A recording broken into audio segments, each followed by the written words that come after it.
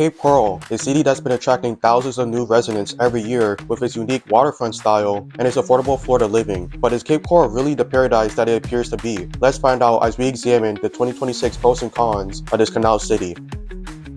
Cape Coral sits in Lee County, about 133 miles south of Tampa and 159 miles northwest of Miami. The city has earned itself the nickname Waterfront Wonderland, and once you learn about its infrastructure, you'll understand why. Cape Coral boasts more than 400 miles of navigable canals, which is actually more than any other city in the world. That's right, more canals than Venice itself. These waterways wind through nearly every neighborhood, giving the city a character unlike anywhere else in Florida. The city covers approximately 120 square miles and has grown to a population of more than 200,000 residents, making it the largest city in Lee County. What started as a planned waterfront community back in 1957 has transformed into a thriving destination for families, young professionals, and retirees looking for that quintessential Florida lifestyle. Let's start with the pros, because there are some generally compelling reasons why so many people are choosing Cape Coral as their new home. The first major advantage is something that catches everyone's attention in today's expensive real estate market: affordability. According to data from PayScout.com, Cape Coral maintains an overall cost of living about the same as the national average, making it reasonably affordable than most other major Florida cities. Cape Coral's housing cost expenses are about 8% lower than the national average, which is excellent for a waterfront city in Florida. According to the Florida's Gulf Coast MLS, the average home price hovers around $217 per square foot as of the year to date, and home values decreased by about 4% during that period. What makes this even more attractive is that Florida doesn't impose a state income tax, which means you're keeping more of your paycheck compared to what you might experience in states like California or New York. The sales tax rate in Cape Coral ranges between 6 and 7.5%,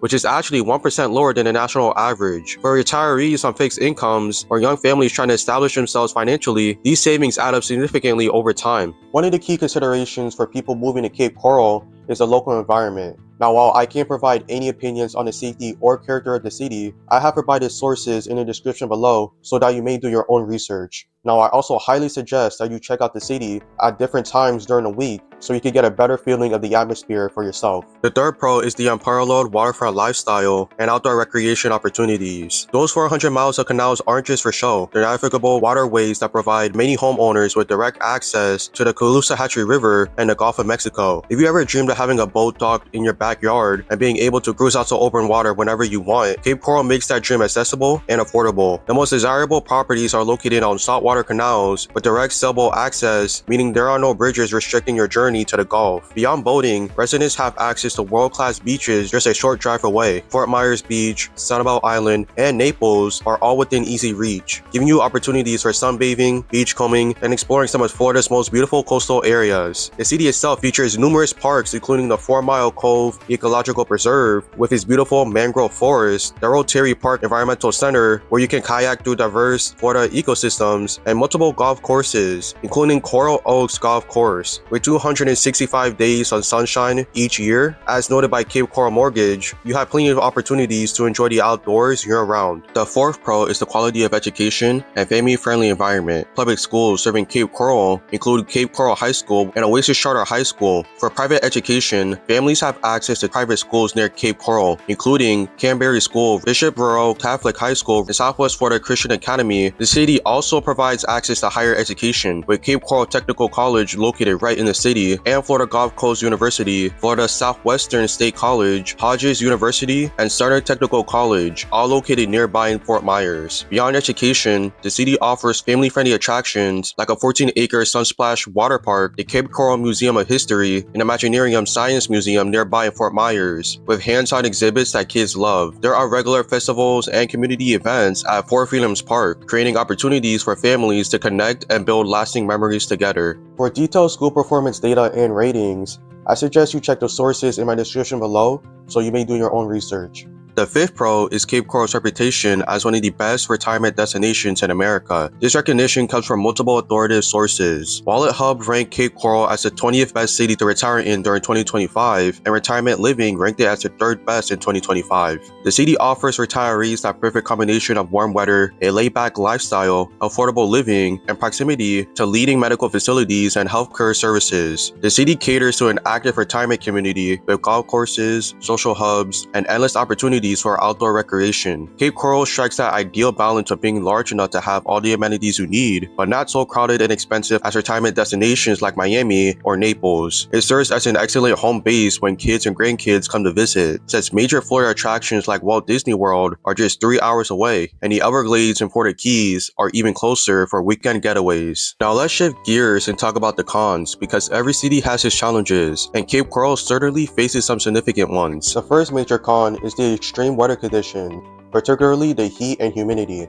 While Cape Coral enjoys beautiful weather for much of the year, July and August can be brutally hot. Summer temperatures regularly climb into the 90s, with some days reaching 100 degrees Fahrenheit. The humidity during these months can be oppressive, making it feel even hotter than the actual temperature. As local residents know by now, air conditioning becomes absolutely essential during these months, and you'll find yourself planning your days around staying in climate-controlled spaces. Additionally, Cape Coral experiences daily afternoon thunderstorms throughout the summer months. While these storms contribute to the area's lush greenery and usually pass quickly, they can sneak up on you if you're not prepared. The subtropical climate also brings unwelcome features: bugs. Those living closer to the water will encounter more no-see ums and mosquitoes. While bug spraying and professional pest control can manage the problem, it's definitely something you need to deal with regularly, especially during the warmer months. The second con, and this is a critical one that anyone considering Cape Coral must take seriously, is the hurricane and flooding risk. Cape Coral's location right on a Gulf Coast makes it particularly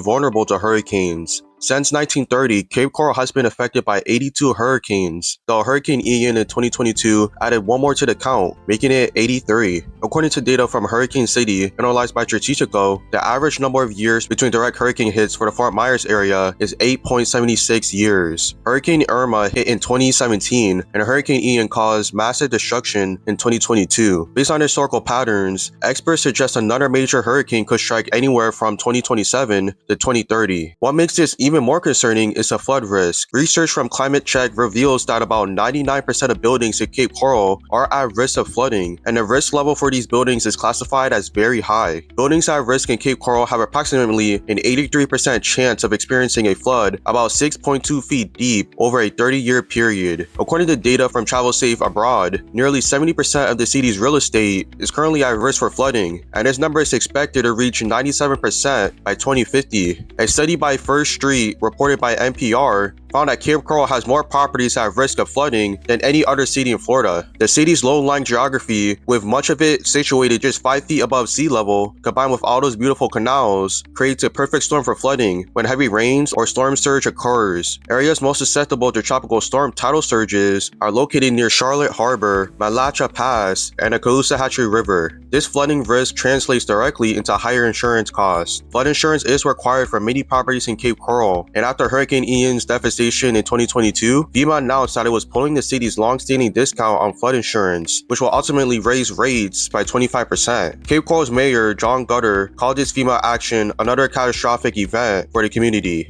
So as of late 2024, Cape Coral managed to successfully retain its 25% flood insurance discount through the National Flood Insurance Program, avoiding the 25% increase that was originally threatened by FEMA. The third con is the seasonal tourist congestion and traffic issues. Cape Coral and the surrounding Southwest Florida region experience significant seasonal population spikes. The area attracts massive numbers of tourists during spring break and summer, and is also a prime destination for snowbirds who migrate south during the winter months to escape cold northern climates. From November to April, the influx of visitors can make getting around town significantly more difficult. According to Space research, during peak summer months, it's not unusual for what might be a 20-minute drive to turn into an hour-long trek due to traffic congestion. The bridges connecting Cape Coral to Fort Myers becomes particularly congested, creating daily frustration for commuters and residents trying to access shopping, dining, and entertainment options across the river. This seasonal overcrowding can also exhaust local resources and cause excessive crowding at popular beaches and attractions in the surrounding area. The fourth con is the city's demographics skewed towards an older population, which can impact the social scene and entertainment options. According to data from Space, it was estimated that nearly 52% of Cape Coral's population was over the age of 45, as of 2019. While the city offers activities appealing to all ages, many young adults find Cape Coral's lacking in nightlife and entertainment options geared towards an older demographic. As a result, young adults frequently travel to nearby Fort Myers for nightlife and to socialize with a more youthful population. Residents on Niche have commented that while Cape Coral is wonderful for families and retirees, there aren't many activities for kids and young adults compared to larger, more metropolitan areas. The city has that quiet, suburban character that's perfect for some lifestyles, but might feel boring or limiting for others, particularly those in their 20s and early 30s looking for a more vibrant urban experience. The fifth con is the city's relative isolation from major metropolitan areas and a suburban character. While Fort Myers is nearby and accessible, if you're looking to travel to major cities like Miami or Tampa, you're facing a 2-hour or longer drive each way. The distance can be inconvenient for those who need frequent access to big city amenities, major airports with more flight options, specialized medical care, or cultural attractions like major museums and performing arts centers. Additionally, as noted in reviews on Niche, much of Cape Coral has that cookie-cutter suburban feel where many houses look similar to one another. If you prefer unique architect, historic neighborhoods, or urban density with walkable streets, Cape Coral might not satisfy those preferences. The city has a walk score of just 17, according to rent.com, meaning it's very car dependent. You need a vehicle for virtually everything, from grocery shopping to accessing entertainment and services. There are a few additional considerations worth mentioning that don't quite fit into the major pros and cons, but are important for anyone making an informed decision about Cape Coral. The city is growing rapidly, which brings both opportunities and challenges. On one hand, this growth means more businesses, restaurants, and amenities are constantly opening up. A new food truck park recently opened up right off Cape Coral Parkway, adding to the city's expanding culinary scene. The housing market has been competitive, with most homes receiving multiple offers and some of the most desirable properties selling around list price in about 12 days. On the other hand, this rapid growth is changing the character of the city. Several residents mentioned on Niche that they love Cape Coral, but they don't love how fast it's growing, as it's losing some of that small town charm that initially attracted them. The influx of new residents from other states has also led to increased traffic congestion beyond just seasonal tourism impacts that I mentioned before. Property taxes are another factor worth considering. While Florida's lack of state income tax is a huge benefit, property taxes in Cape Coral could be substantial, particularly for snowbirds who don't qualify for homestead exemptions.